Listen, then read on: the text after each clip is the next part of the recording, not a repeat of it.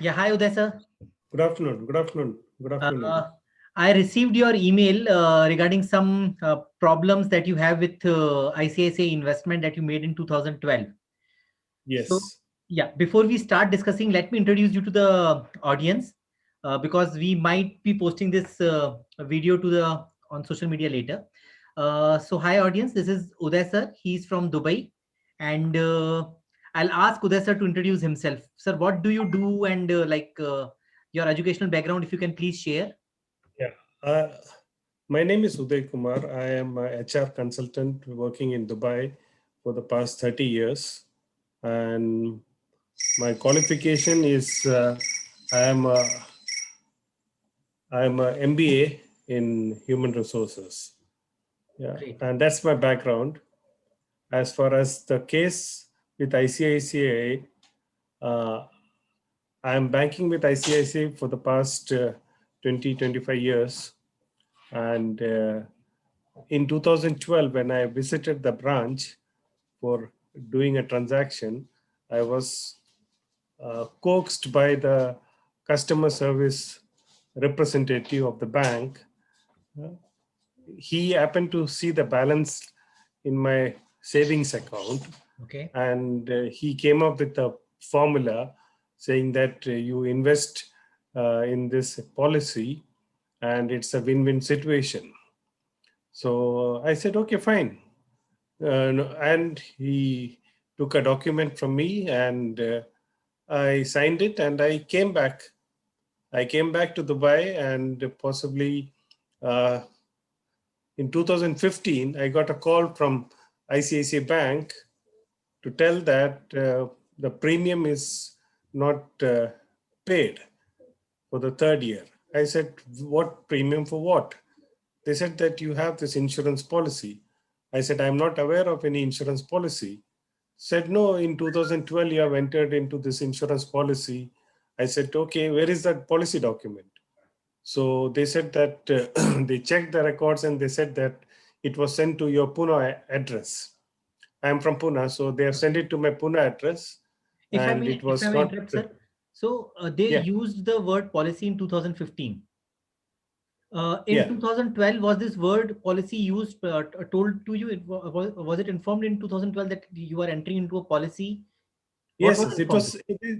was. They just told it's a policy and it gives you very high returns and all, but they did not give me all the details. Like I have to pay a recurring premium for 7 years and all that, and all has never come into picture. So what was your understanding at that time?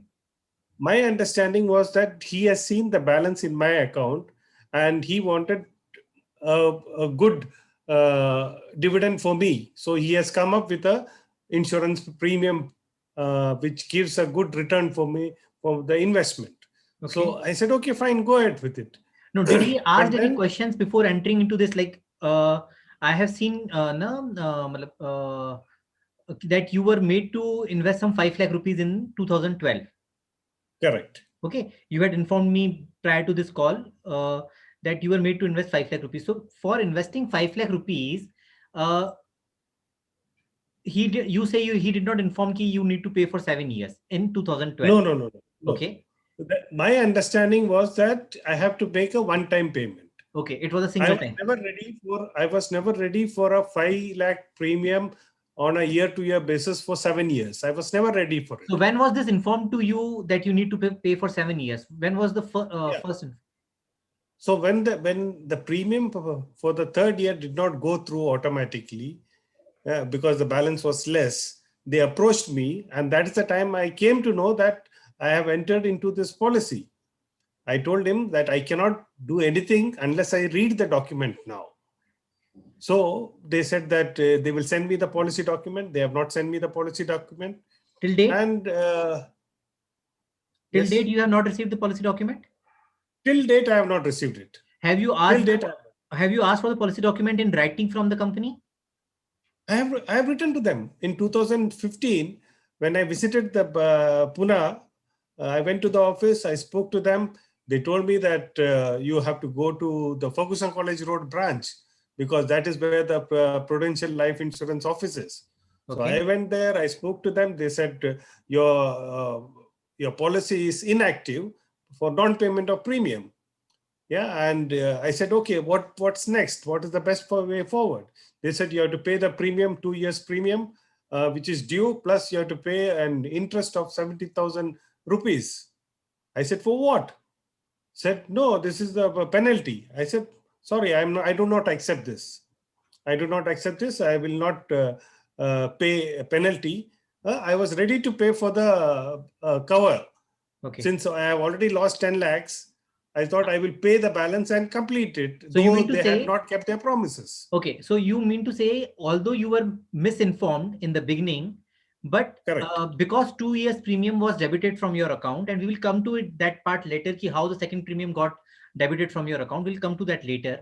But because the second premium had already gone and 10 lakh rupees was already deposited, and since the company informed you in 2015, yeah, from some source you came to know in 2015 that you need to continuously pay for 7 years, otherwise the earlier premium would be forfeited. So you agreed to pay the due premiums, am I right? Correct. But you had an issue paying the penalty. Correct. I told them I will not pay the penalty, and they did not agree to that. So I said, please close that account, say, give my money back. Okay. And from then on, I have been going through all the procedures, the grievance procedures. I escalated it, and every time I've got the same reply saying that like you have not paid the premium, so it's gone, is inactive, and after I think sometime they have declared this as forfeited, that you won't get any money back. Zero, 10 lakh rupees का zero हो गया? There, yes, zero. Okay, so अभी sir मैं यहाँ पे audience के लिए एक बार पूरा समझाना चाहूंगा. So it's like you are from Dubai, you came to India in 2012. आपको कोई बंदा आईसीआईसीआई में आप किसी काम से गए होंगे, उस बंदे ने आपका आईसीआईसीआई का अकाउंट चेक किया. ओके. और ये बंदा जो था, इसने आपको इन्फॉर्म किया था कि ये he is from NRI desk. This is what you told me earlier कि he is from NRI desk वगैरह something. Okay, so NRI help desk का बोल करके ये आपसे मिला, आपका अकाउंट चेक किया, उसने आपके अकाउंट में फंड्स देखा और इसीलिए आपको एक कोई पॉलिसी पिच किया. पॉलिसी जो आपको पिच किया वो आपको बताया कि आपको वन टाइम, आप you were made to understand, आपको ये समझाया गया था कि आपको वन टाइम ही डिपॉजिट करना है. Am I right till now? Okay. Second year premium आपका पॉलिसी का 2013 में आपके अकाउंट से डायरेक्टली कट गया, जिसके बारे में आपको नहीं पता था. ओके. करेक्ट. आपके पास ना कोई एसएमएस आया, ना कोई ईमेल आया. नो. राइट. ओके. अभी एसएमएस क्यों नहीं आया, ईमेल क्यों नहीं आया, उस पर हम लोग बाद में आएंगे. और ईसीएस कैसे कटा, नहीं कटना चाहिए था, क्यों, क्या होना चाहिए था, उस पर भी अपन लोग बाद में आएंगे. बट अभी तक अपन लोग ये समझ पाए हैं कि ऐसा हुआ. इन 2015 फिर आप इंडिया आए, आपने कंपनी को अप्रोच किया कि क्या हुआ मेरे इन्वेस्टमेंट के साथ में. तब आपको पहली बार पता लगा कि आपका एक इंश्योरेंस पॉलिसी दिया है जिसका नाम है guaranteed saving insurance plan. Am I right? Correct. Okay. और जिसमें आपको 7 ईयर्स पे करना है, और 7 ईयर्स पे करने के बाद में 15 साल बाद आपको पैसा मिलेगा. Okay. On hearing that, what was your first reaction? Yeah, because hearing that, my first reaction was that this cannot be sold to me at all, because I was 53 years old when the policy was sold to me. And 53 plus 7, 60, and plus 8, 15. I had no plans at all. बिल्कुल ठीक बात. Absolutely, it was not meant for me at all. हाँ, अगर करते समय ये employ आपको बोलता कि आपको ये 5 लाख रुपए 7 साल तक जमा करने हैं, और 7 साल जमा करने के बाद में आपको 8 साल बाद पैसा मिलेगा, यानी 15 साल बाद पैसा मिलेगा, would you have agreed to this thing? I would never have gone for it. I had never, because that was never in my mind. I was never prepared for a recurring payment of premium of 5 lakh per year. अभी my next question is sir कि 2012 में I was with the company, और जहां तक मुझे याद है ICICI bank जिन भी कस्टमर्स की इंश्योरेंस पॉलिसीज कर रहे थे, आईसीआईसीआई बैंक में हो रही थी, तो उनको एक पीआईवीसी कॉल किया जाता था, प्री इशुएंस वेरिफिकेशन कॉल, जहां पर कि इशुएंस से पहले कस्टमर से पूछा जाता था कि आप एक पॉलिसी में एंटर कर रहे हैं, इस पॉलिसी में आपको इतना साल तक 5-5 लाख रुपए पे करना है, वॉट एवर जो भी अमाउंट पे करना है, और आपको 8 साल, तो सारे टर्म्स एंड कंडीशंस बताए जाते थे, और कस्टमर अगर अग्री करता था तब पॉलिसी इशू होता था. तो ऐसा पीआईवीसी कॉल आपके साथ हुआ था? कुछ भी नहीं हुआ. Absolutely nothing. ओके. अच्छा, आपने बताया कि आपका सेकंड ईयर का प्रीमियम आपके अकाउंट से डायरेक्टली डेबिट हो गया, ओके? यस। इसका मतलब ये है कि आपसे पॉलिसी साइन करवाते समय 2012 में उस बंदे ने या तो आपसे ईसीएस का फॉर्म लिया होगा या एनईएफटी का फॉर्म लिया होगा। नाउ ईसीएस का फॉर्म या एनईएफटी का फॉर्म अदर डॉक्यूमेंट के साथ साइन करवा भी लिया उस बंदे ने अगर, तो भी उसको डायरेक्ट डेबिट करने के लिए या तो आपसे कोई कैंसल चेक चाहिए था या फिर आपके बैंक का स्टेटमेंट चाहिए था जो कि आपके द्वारा सेल्फ अटेस्टेड हो। क्या ऐसा कुछ हुआ था? आपने कोई ऐसा डॉक्यूमेंट दिया था? No. No cancel no, cheque? I have not given any document, no okay. Cross cheque, nothing. आपके पास उस टाइम पे बैंक में जब आप ये इन्वेस्ट कर रहे थे, जब आपसे ये इन्वेस्टमेंट करवाया जा रहा था, did you had the cheque book with you? No. Do you correctly remember? पक्का आपने कोई चेक बुक आपके पास नहीं था? No, no, no. I have not given any checkbook. Okay, I have not carried any checkbook with me. Okay, good enough. तो मेरे ख्याल से फिर इन्होंने शायद ना डीडी के थ्रू किया होगा या वॉट एवर, वो हमने को पॉलिसी डॉक्यूमेंट Yeah. देखेंगे तो ही पता लगेगा। But unfortunately Hmm. हमारे पास आज दिन तक पॉलिसी डॉक्यूमेंट है ही नहीं। नहीं है। ओके, सो इसको हम लोग चेक करवाएंगे। अच्छा, Hmm. यहाँ पर मेरा दूसरा क्वेश्चन आपसे ये है सर कि यू सेड कि पीआईवीसी भी नहीं हुआ, ईसीएस के लिए आपने कैंसल चेक भी नहीं दिया, bank statement self attested copy भी नहीं दिया। नाउ क्या 5 लाख रुपीस का प्रीमियम पे कर रहे हो? आप एक एचएनआई कस्टमर हो बैंक के लिए, Hmm. ऑफ कोर्स, है ना? Hmm. और प्रूडेंशियल लाइफ इंश्योरेंस के लिए भी, बिकॉज कि उनको एक कस्टमर उदय जी हैं जो कि 5 लाख रुपीस ईयरली प्रीमियम देने के लिए राजी हुए। उनके हिसाब से तो यही था कि आप 5 लाख रुपीस ईयरली पे करोगे, है ना? Hmm. तो आपसे कोई डॉक्यूमेंट्स लिए गए थे कि ये जानने के लिए कि what are your source of funds, whether this policy is required by you, whether this policy is suitable to your needs और योर रिक्वायरमेंट्स, या आपके सोर्स ऑफ फंड्स क्या हैं? आप 5-5 लाख रुपए 7 साल तक कैसे पे करोगे, कहां से पे करोगे, पे कर पाओगे या नहीं कर पाओगे? तो ऐसा कुछ चेक करने की कोशिश की गई थी आईसीआईसीआई बैंक के एम्प्लॉय के Nothing द्वारा? at all. Nothing at all. No. ये सारा प्रोसेस कितना देर में हुआ था? Maximum 15 minutes. 15 मिनट में 15 मिनट में पूरा खत्म हुआ। खत्म हुआ, बिल्कुल ठीक बात है।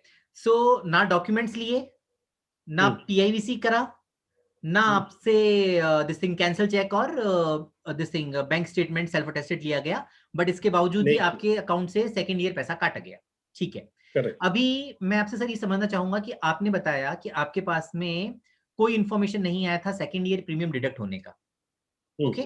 और आपके पास में कोई आपको पॉलिसी का फॉर्म कहीं से प्राप्त हुआ है? कहाँ से मिला है सर आपको ये Yeah. Form?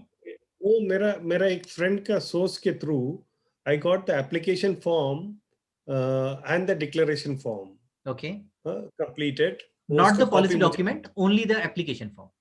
Correct. It was not the policy document. The application form may, I have noticed two things which are not correct. One is the email address and one is the mobile number, local mobile number in India.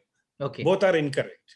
So can you inform public को, आप बता सकते हैं कि like आपका original email ID क्या था और ये बंदे ने जो ईमेल आईडी डाला था वो क्या था, and then I will explain कि उसने ऐसा क्यों किया था। Yeah. So my exact email address is udaysuja@gmail.com. Okay, आप अपना पूरा ईमेल आईडी नहीं बता सकते हो, आई कैन अंडरस्टैंड दैट, ठीक है? Yeah. Okay, So the one which is written on the application is uday dot add किया है, ठीक, सुजा का SUJ लिखा है, ये उड़ा दिया है, ओके, xxxx@gmail.com. ओके। तो यहाँ पे दो करेक्शन उन्होंने जानबूझ के किया है। हाँ, जो करेक्शन नहीं बोलेंगे, दो गलत जानकारी। हाँ, ओके। अच्छा, और सर मोबाइल नंबर भी गलत है आपका सर? या मोबाइल नंबर तो मेरा नहीं है वो। Okay, now I tell you ऐसा क्यों हुआ, आपको भी पता होना चाहिए और ऑडियंस को भी पता होना चाहिए। एक्चुअली सर ऐसा ये लोग ने जानबूझ के किया, इस बंदे ने, क्योंकि इस बंदे को पता था कि वो जो पॉलिसी आपको वन टाइम बोल करके बेच रहा है, वो एक्चुअली जो पॉलिसी है उसमें 7 इयर्स का प्रीमियम पेमेंट टर्म है और जो पॉलिसी टर्म है वो 15 साल का है। उसको ये पता था कि अगर आपको ये बात पता चल जाएगी, सच आपको अगर सच पता चल जाएगा तो आप ये पॉलिसी कैंसिल करवा लोगे।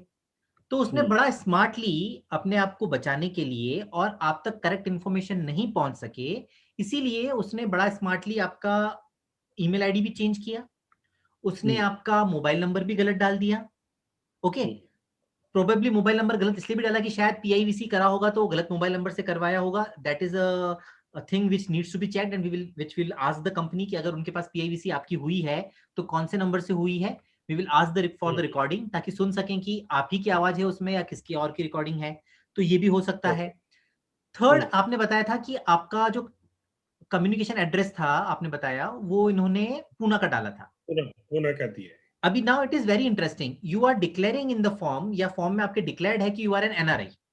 अब एनआरआई जो है वो तो इंडिया से बाहर ही रहेगा, वो इंडिया में तो रहेगा नहीं, तो उसका कम्युनिकेशन एड्रेस तो मतलब इट इज कंप्लीटली इलॉजिकल कि जो बंदा एनआरआई है, जो एनआरआई इंडिया से बाहर रहेगा, उसका कम्युनिकेशन एड्रेस कंपनी इंडिया का कैसे ले सकता है।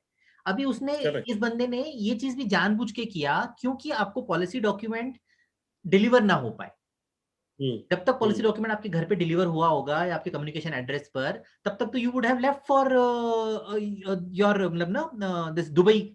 ओके, तो आपको पॉलिसी बॉन्ड मिल नहीं पाएगा, ईमेल उसने गलत डाल रखा है, मोबाइल नंबर गलत डाल रखा है, तो you would have no source of information कि आपको पता लग सके। वेरी इंपॉर्टेंटली आप ये देखिए कि आपका आईसीआईसीआई बैंक में आपका नंबर जो होगा, कॉन्टैक्ट नंबर, वो करेक्टली अपडेटेड होगा, यस और नो, है ना। उसके हाँ, उसके बावजूद भी दिस फेलो वाज स्मार्ट और उसने फॉर्म में आपका करेक्ट इंफॉर्मेशन नहीं भर करके गलत इंफॉर्मेशन भरा। तो ये सब कुछ जानबूझ के हुआ है, ये मैं समझाने की कोशिश कर रहा हूं, ठीक है। अभी आपने इसके बाद में जब आपको पता लगा तो आपने क्या क्या किया, लाइक जब आपसे 70,000 रुपीज पेनल्टी मांगा गया, उसके बाद में जो जो हुआ, if you can please. I told very clearly I will not pay the penalty, and they refused to accept it without the penalty. So I told them cancel it, give my money back. And तब से लेके आज तक communication पूरा जारी है. They told that you can complain किया, वो escalation process पूरा complete किया, फिर बाद में ombudsman में गया, ombudsman में भी complaint raise किया, ombudsman had send that to ICICI for a reply. ICICI ने अपना standard reply भेजा कि nothing can be done on this, the account is forfeited. Okay okay, आपका ओम्बड्समैन में हियरिंग हुआ था बाय एनी, मतलब आपके पास कोई लेटर आया था ओम्बड्समैन में हियरिंग का कुछ, कि आपको ओम्बड्समैन में हियरिंग के लिए आना है, या नहीं ऐसा कोई लेटर नहीं आया आपके पास? ओम्बड्समैन ने एक पोस्टमैन का काम किया, they send it to ICICI ने जो रिप्लाई दिया वो मुझे वापस भेज दिया। Okay, simple. I would like to see that reply, आप मुझे भेजिएगा वो रिप्लाई, क्या रिप्लाई था, लेट क्योंकि मुझे जहां तक पता है कि आपने ओम्बड्समैन में भेजा तो था, बट रिप्लाई का आई एम नॉट श्योर कि आपके पास आया था, but if you are saying please share that reply, I would like to see that reply.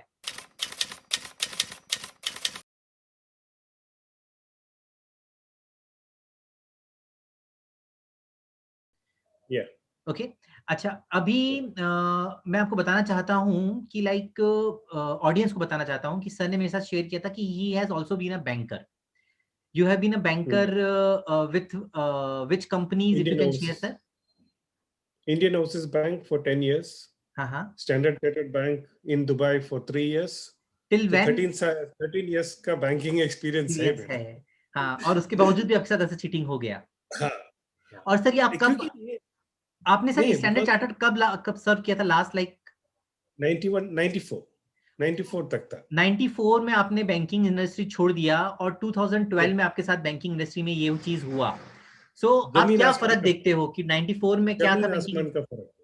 Sorry, जमीन आसमान का फर्क है, जमीन आसमान का फर्क है। इन 19 when I spent my 13 years in banking, we had a customer relationship where we thought about customers and their well-being, their financial status. We always thought better for the customers. We never thought to cheat the customers. यहाँ पे उल्टा हो रहा है।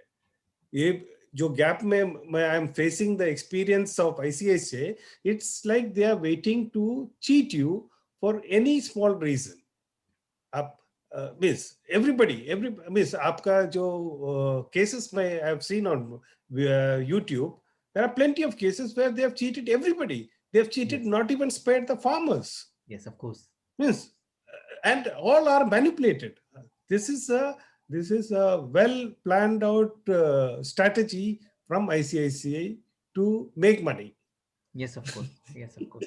Sir अभी simple सा है ना सर कि 10 लाख रुपए आपके जमा है, ठीक है, आपने आगे जमा नहीं करवाया, सपोज की बात है कि सपोज 2 साल का डिले हो गया, तो उस 2 साल में कंपनी ने आपको कवर तो दिया नहीं, आपकी पॉलिसी तो लैप्स पड़ी थी, है ना। करेक्ट। 10 लाख रुपए भी आपके कंपनी में जमा है, कंपनी ने आपको क्या दिया, एक पॉलिसी बॉन्ड भी देना चाहिए था, वो भी नहीं मिला है आपको तो इनफैक्ट, मतलब कंपनी नॉर्मल ग्राहक को तो एक पॉलिसी बॉन्ड फिर भी भेजती है, आपको तो 10 लाख देने के बाद में पॉलिसी बॉन्ड भी आज तक नहीं मिला है। Okay, correct. और उसके बावजूद कंपनी आपसे 70,000 रुपए का पेनल्टी आपसे मांग रहा है, पेनल्टी। मतलब पैसा यस। आपका जमा है कंपनी में, आगे प्रीमियम आपने नहीं जमा कराया है, पॉलिसी लैप्स हो गई है, 70,000 पेनल्टी भी आपको पे करनी है। I don't know what kind of regulation is going on, ये किस तरह का कौन सा प्रोडक्ट होता है और इस तरह के प्रोडक्ट्स को अप्रूवल कैसे मिल रहा है, मतलब it's of course we can not raise the question on the regulator, but then अब रेगुलेटर ने अप्रूव किया है तो अपने को मानना पड़ेगा। But this is really funny कि 10 लाख रुपए अगले कस्टमर का फंसा हुआ है, अगर उसने आगे जमा नहीं भी कराया, द पॉलिसी वाज मिससोल्ड, ठीक है मिससोल्ड मानो या ना मानो, बट देन 10 लाख रुपए तो आपके पास जमा है ना, आपने उनको कवर तो नहीं किया, सेकंड 2013 14 15 में आपको कवर तो नहीं था, तो कंपनी को तो कोई नुकसान था नहीं, फिर 70,000 रुपए आपसे पेनल्टी किस चीज का मांग रहे हैं, आई डोंट अंडरस्टैंड। और बढ़ते बढ़ते मैंने देखा था कि 2017-18 तक तो आपसे शायद एंड में 1.5 लाख रुपए का आसपास का पेनल्टी मांगा जा रहा था, am I right? Yes yes yes. This is very funny, ऐसा समझ में नहीं आता कैसे। It's ridiculous. I don't know the way ICICI is functioning. I really have doubts on whether the morality is lost totally or not with them. Yes, of course. We have been highlighting these cases since long, sir. I'm afraid कि कोई action नहीं हो रहा है। कुछ cases हम लोगों ने जो हाईलाइट किए उनमें कुछ लोगों को पैसा मिल रहा है, मतलब मैक्सिमम लोगों को पैसा मिला है वापस से, कुछ के प्रोडक्ट चेंजेस भी हुए हैं। हम लोगों ने जैसे 316 कंप्लेंट्स हम लोगों ने फाइल किया है आज तक, तो उसमें से करीब 254 केसेस में they have refunded the amount, they themselves except कि 33 केसेस में उनको प्रोडक्ट चेंज किया उन्होंने कस्टमर्स का, 23 केसेस कुछ डिक्लाइन हुए। No, but what does this say? What does this say? This says very clearly that कि इन लोग कोई बैंकिंग इंडस्ट्री नहीं चला रहा है, ये कोई किराना का दुकान चला रहा है जो लूट रहा है लोगों को। Exactly. Which is not correct. What is RBI doing? RBI जो गवर्नेंस करना चाहिए वो नहीं कर रहा है। If I am representing RBI, I would revoke the license. I will not allow ICICI to function. This is not the way banking runs. Of course sir, 10 lakh rupees is a huge amount sir. 10 lakh rupees किसी customer का आप forfeit करके बैठ जाओ और उसको आज तक आपने पॉलिसी बॉन्ड भी नहीं भेजा, मतलब let alone anything else, claim वगैरह तो मिलने की बात रही, पॉलिसी बॉन्ड आज तक नहीं आया है, you are still technically you are still in free look period. Yes, बैठे बैठे 10 लाख चला गया। बिल्कुल ठीक है सर, बिल्कुल ठीक है। We will definitely highlight your case sir, and I have understood like ना, और your case is very strong और सामने दिख रहा है कि जो हुआ है वो गलत हुआ है ना। So and we will ask भाई ईसीएस के लिए जो डॉक्यूमेंट्स थे वो डॉक्यूमेंट्स कहाँ हैं? अगर आपने बैंक स्टेटमेंट निकाला है अकाउंट से तो पहली बात तो वो तो अकाउंट से स्टेटमेंट अगर निकला भी है तो वो अनऑथोराइज्ड एक्सेस है आपके अकाउंट में, उसके बावजूद भी वो सेल्फ अटेस्टेड होना चाहिए था आपसे सेल्फ अटेस्टेड नहीं हुआ होगा। आप बिलीव नहीं करेंगे, ये over this period of 7-8 years जब भी आईसीआईसीआई का कोई ब्रांच मैनेजर चेंज होता है, I get a mail saying that I am the new branch manager, and I will be taking care of your accounts and all. So I write to them कि मेरा problem ये है, please solve करो। कोई नहीं जवाब देता है, nobody responds।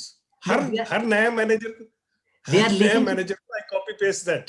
no, they are relationships manager for the sake of taking your investment। अभी पुराना इन्वेस्टमेंट को सॉल्व करने के लिए they are not relationship manager ना, उनका relation is only one way, the relation is only to take investment, लौटाने का बात करने के लिए रिलेशनशिप मैनेजर नहीं है शायद। So this concept is wrong, and I would also like to this thing na touch upon fiduciary responsibility, fiduciary duty of the bankers, कि बैंक का fiduciary responsibility है कि वो जो पैसा इन्वेस्ट करवा रहे हैं as an agent, as a corporate agent, अगर वो किसी कस्टमर का किसी थर्ड पार्टी प्रोडक्ट में पैसा इन्वेस्ट करवा रहे हैं तो they need to make sure कि that investment is in favour और is according to is addressing some need of the customer. Exactly. But here the problem is कि यहाँ पे सीधा सीधा कॉन्फ्लिक्ट ऑफ इंटरेस्ट है। They are selling products because उनको कोई टारगेट अचीव करना है, मैनेजर का कोई टारगेट का है, या कोई उसका कोई कॉन्टेस्ट होगा, या कोई फॉरेन ट्रिप ड्यू होगा, इसीलिए वो ये चीज सेल कर रहा है एंड कस्टमर्स को परेशान किया जा रहा है। 10 लाख रुपए भी उनका जमा है और 70,000 रुपए का पेनल्टी भी उनसे मांगा जा रहा है, मतलब what ridiculous thing. I know. I know. No, we'll definitely take up your case, sir. It's a very interesting case, and I'm sure Mm. ki good sense will prevail with ICICI. They would refund the amount. If they do not Yeah. do that, we will definitely approach other forums like Permanent Lok Adal is there, Consumer Court is there. Yeah. We can exercise an option of FIR also, but then you being in Dubai, that would not be possible. I don't think that would be possible. So PLA, Mm. Consumer Court, Ombudsman, these are the avenues that I can think of right now, and highlighting the Yeah. case to RBI and IRDA. Let's see how it comes up. Definitely. Thank you. Definitely. Thank Thank you. you. Thank you Many very thanks. much. Many thanks. Thank you, sir. Thanks a lot. Thanks a lot, sir. Thank you.